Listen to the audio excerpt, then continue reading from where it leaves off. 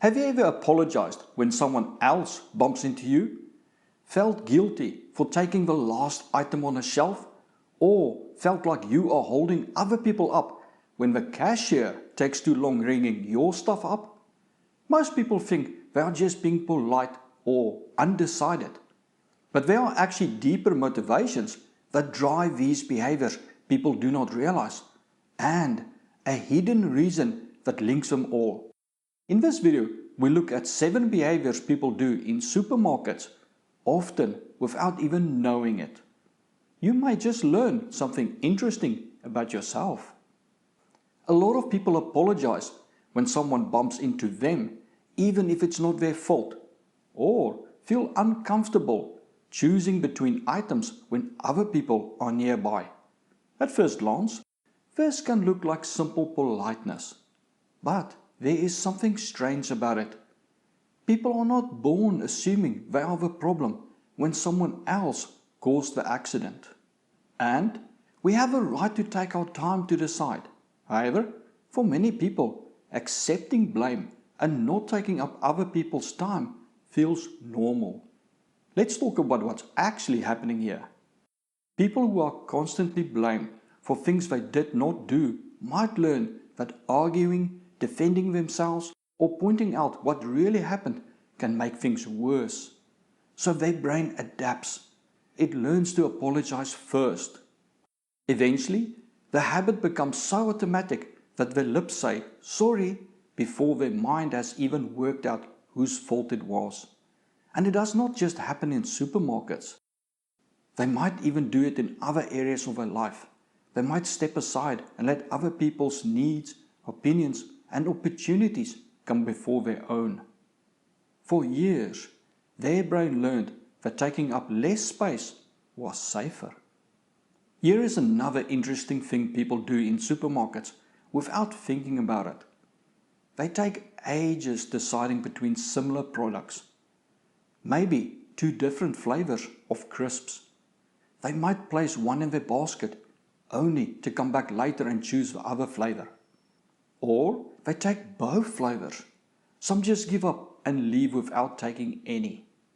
This may look like it is just being picky or being undecided, but something else is happening underneath it. Most people pick one within seconds. They do not see choosing between 2 different flavors of crisps as a risky decision. Let's talk about what's actually happening here. People who constantly have their choices and opinions dismissed or mocked learn that choosing for themselves often causes drama. Their brain learns to distrust their own instincts, so they ask others what to do.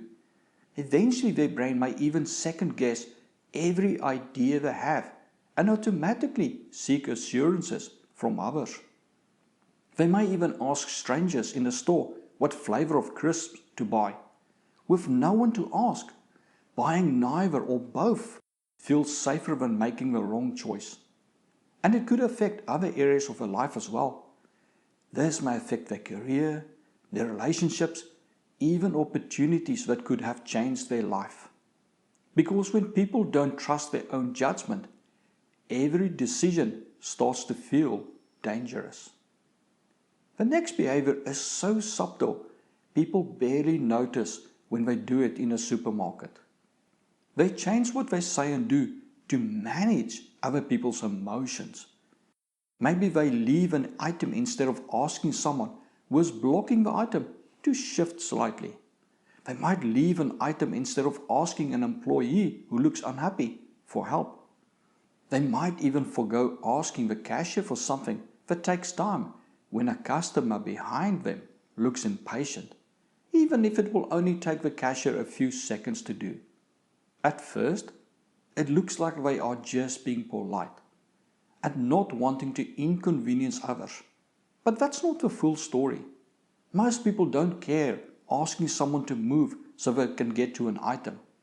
And people don't normally worry about a stranger getting upset when they say or do things one expects to happen in a supermarket. Let's dive a bit deeper here.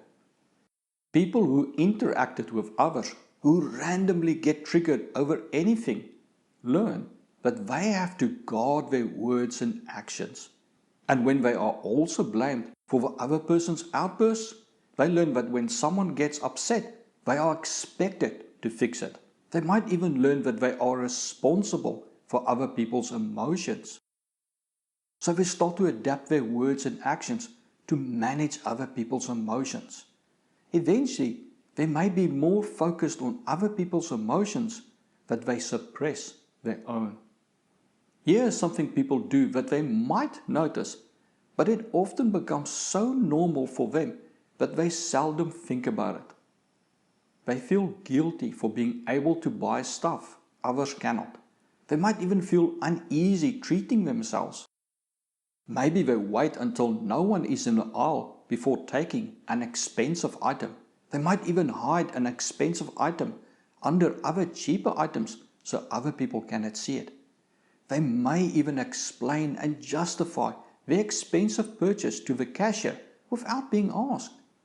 It may look like being sensitive to other people's circumstances, but there is something hidden. Most people do not feel guilty for being successful, and they do not feel they have to justify their purchases. Let's talk about what's actually happening here. When someone is repeatedly made to feel like they are not good enough, receiving something good can start to feel uncomfortable instead of rewarding. They might begin to feel guilty for being successful if their success feels like it came too easy. They might even learn that they are not deserving of nice things and success. Eventually, they might even hold themselves back or self-sabotage because it feels unearned or undeserved. Here's something else people might notice they are doing. They may even hate doing it. They change their mind based on other people's suggestions. Maybe they intended to get macaroni and cheese for dinner, but the store gave out free samples of pizza, and they end up buying pizza even if they do not like it or it is over their budget. They reach for an item and someone comments that the other one is a better choice, even if they already prefer the first one or the second one costs more than they planned. They take it without hesitation. It may look at first like they are just being adventurous and trying new things, but there's something else going on underneath. Most people do not instantly abandon their dinner plans and buy something they do not like or go over budget just because they feel uncomfortable saying no. And they do not feel that they have to follow other people's suggestions. Let's dive a bit deeper here to see what's really going on. When someone interacts with others who react emotionally or violently when you say no to them, the person might learn that disagreement is dangerous. That saying no often creates arguments and even violence. Their brain might even learn that saying no is taboo. Eventually, their brain may automatically agree with others. Complying feels safer than saying no. This can affect them beyond just supermarket dinners. They don't say no when they want to.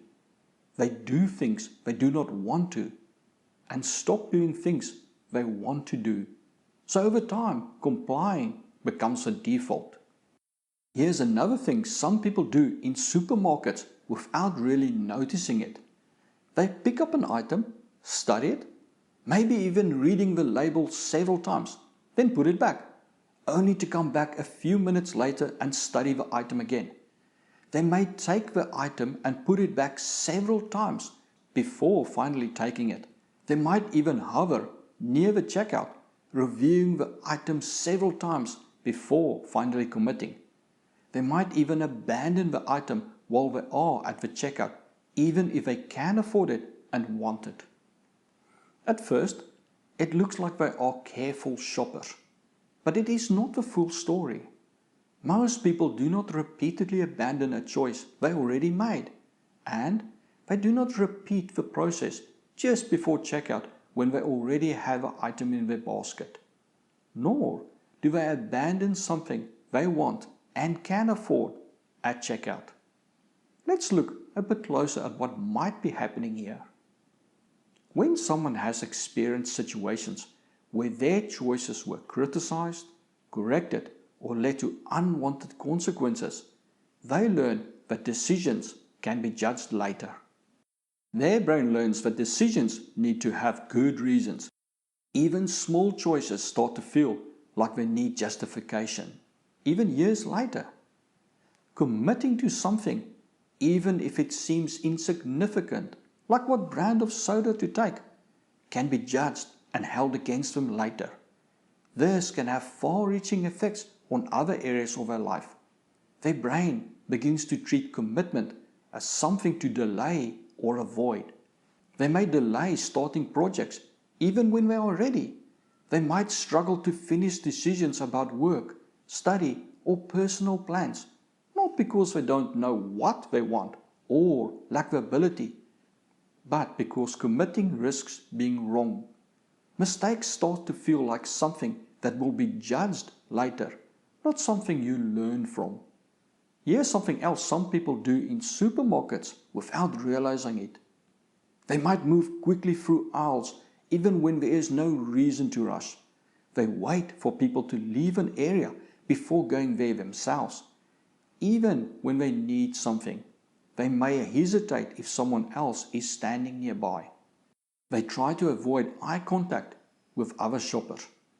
They try to stay as unnoticed as possible. At first, this can look like they are just being polite or minding their own space, but that is not always a full picture.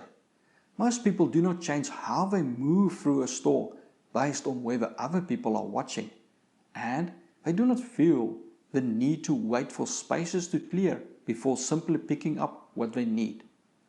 Let's look a bit closer at what might be happening here. People who spend time in environments where getting attention often led to criticism, judgment, or unwanted consequences might learn that being noticed is unsafe. Maybe they won an award at work or school but then got berated at home for making others look bad. Maybe they were berated for chewing too loudly or simply being seen. Their brain might learn that attention should be avoided, and slowly it becomes automatic in other areas of their life. They might avoid going to social events, not do their best so as not to attract attention, and even forgo opportunities if it could lead to recognition or attention. They try to drift through life without making any ripples. These behaviors are not random. There's something linking all of them. They formed in a difficult environment to keep the person safe. Environments where making a mistake, drawing attention to yourself, disagreeing with others, or upsetting someone can have severe consequences. But outside that environment, what once helped someone stay safe can be what holds them back. But as they were learned, they can be unlearned. If you are a perfectionist, you may find this video interesting.